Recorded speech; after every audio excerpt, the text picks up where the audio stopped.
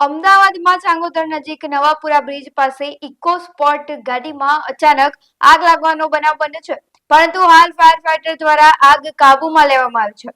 આજ સવારના સમયે ચાંગોદર પોલીસ સ્ટેશનના વિસ્તારના નવાપુરા બ્રિજ નજીક એક ઇકો સ્પોર્ટ ગાડીમાં ટેકનિકલ ખામીના કારણે અચાનક આગ ભભૂકી ઉઠી હતી. આ બનાવની જાણ થતાં ચાંગોદર પોલીસ સ્ટેશનના ટ્રાફિક ઇન્ચાર્જ તથા તેમની ટીમ તાત્કાલિક ઘટના સ્થળે દોડી આવી હતી. તાત્કાલિક પગલા રૂપે ફાયર ફાઈટરની ટીમને પણ બોલાવવામાં આવી હતી. ફાયર બ્રિગેડની જહેમતભરી કામગીરીથી થોડા સમયના પ્રયાસ બાદ આગને સંપૂર્ણ રીતે કાબૂમાં લઈ લેવામાં આવી હતી.